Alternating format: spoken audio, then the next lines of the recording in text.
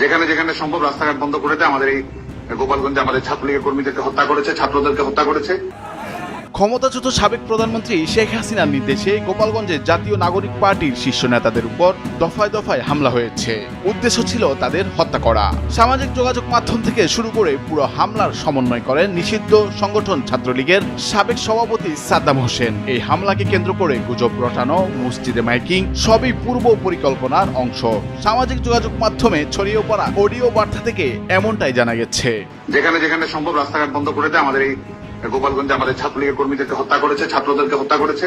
এরই প্রতিবাদে যার যার জায়গা থেকে সেটি যেন করে, এটা নিয়ে আপনারা কাজ করেন, সামাজিক যোগাযোগ মাধ্যমে প্রচারণা চালান। এনসিপির 16 জুলাই মার্চ টু গোপালগঞ্জ কর্মসূচি পণ্ড করতে বিভিন্ন স্থান থেকে সন্ত্রাসী হামলার ঘটনা ঘটে। মাস্টার প্ল্যান অনুযায়ী 2 দিন আগে আশেপাশের এলাকা থেকে গোপালগঞ্জ শহরে হাজার হাজার নেতাকর্মী জড়ো করে আওয়ামী লীগ। টার্গেট ছিল এনসিপিকে ঢুকতে দেওয়া হলেও তাদের জীবিত বের হতে দেওয়া হবে না, বিশেষ করে শীর্ষ নেতাদের হত্যা করা।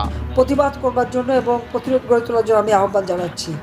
কেউ এখন আর ঘরে বসে থাকার সময় নেই। সবাইকে যে যা আছে তাই নিয়ে এখন পথে নামতে হবে এবং এই দুঃশাসনের হাত থেকে দেশকে মুক্ত করতে হবে। এদিকে এই মিশন সফল করতে স্বয়ং গণ অভ্যুত্থানে ক্ষমতাচ্যুত সাবেক প্রধানমন্ত্রী শেখ হাসিনা ভারত থেকে মোবাইল ফোনে গোপালগঞ্জে একাধিক নেতার সঙ্গে কথা বলেন। এনসিপির বিরুদ্ধে জনগণকে উস্কে দিতে বেশ কিছু অডিও বার্তাও পাঠান তিনি। এই ছাত্র হত্যা করে আজকে ইউনূসের হাত ছাত্রদের রক্তে রঞ্জিত এবং তাদের আন্দোলনের নামে যারা জীবন দিয়েছে সবগুলি হচ্ছে ইউনূসের মেটিকুলাসলি ডিজাইনের অংশ। এছাড়া পুরো পরিকল্পনা বাস্তবায়ন করতে দলের দায়িত্বপ্রাপ্ত একাধিক সিনিয়র নেতা সমন্বয় করেন।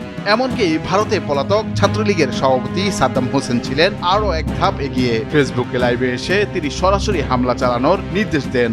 এই গোপালগঞ্জের নির্মম হত্যার প্রতিবাদে আপনারা প্রতিবাদ মিছিল এবং বিক্ষোভ সমাবেশ পালন করবেন। সামাজিক যোগাযোগ মাধ্যমে ছড়িয়ে পড়া একটি অডিও বার্তা থেকে জানা যায় শেখ হাসিনা নিষিদ্ধ ঘোষিত গোপালগঞ্জ জেলা ছাত্রলীগের সাধারণ সম্পাদক আতাউর রহমান পিয়ালকে বলেন, এনসিপি নাকি গোপালগঞ্জে যাচ্ছে, টুঙ্গিপাড়ায় আমার বাবার কবর ভেঙে ফেলার ঘোষণা দিয়েছে। তোমরা বসে আছো কেন? যে যেভাবে পারো প্রতিহত করো। গোপালগঞ্জে কোনোভাবে যাতে ওরা ঢুকতে না পারে, কোনো ধরনের কর্মসূচি যাতে করতে না পারে। মনে রাখবা, গোপালগঞ্জের মাটি থেকে ওদের কেউ যাতে অক্ষত অবস্থায় ফিরে যেতে না পারে। এখন আর ঘরে বসে থাকার সময় নেই। সবাইকে যে যা আছে তাই নিয়ে এখন পথে নামতে হবে এবং এই দুঃশাসনের হাত থেকে দেশকে মুক্ত করতে হবে। সামাজিক যোগাযোগ মাধ্যমে ছড়িয়ে পড়া আরেকটি অডিও বার্তা থেকে জানা যায় শেখ হাসিনা নিষিদ্ধ ঘোষিত গোপালগঞ্জ জেলা ছাত্রলীগের সভাপতি ও শহরের বেদগ্রামের বাসিন্দা নিউটন মোল্লাকে বলেন, তোমরা ওখানে বসে কি করো? ওরা এনসিপি টুঙ্গিপাড়া যাবে, যেভাবে পারো ওদেরকে প্রতিহত করো।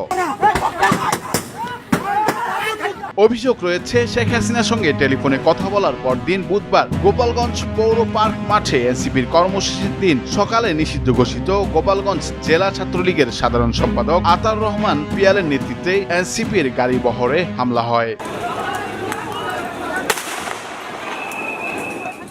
জানা যায়, কেবল নিষিদ্ধ ঘোষিত ছাত্রলীগই নয়, শেখ হাসিনা আওয়ামী লীগ সহ দলের বিভিন্ন অঙ্গ ও সহযোগী সংগঠনের নেতাকর্মীদের সঙ্গে একাধিকবার টেলিফোনে কথা বলেন। শেখ হাসিনার নির্দেশের পর এনসিপির কর্মসূচি পণ্ড করা সহ দলটির শীর্ষ নেতাদের হত্যা করতে গোপালগঞ্জে থাকা দলের বিভিন্ন পর্যায়ে নেতাকর্মীরা চতুর্দিক থেকে একযোগে হামলা চালান। এদিকে সাবেক সংসদ সদস্য সোহেল তাজও এই হামলার জন্য শেখ হাসিনাকে দায়ী করেছেন। নুরুল আফসার, বৈশাখী সংবাদ।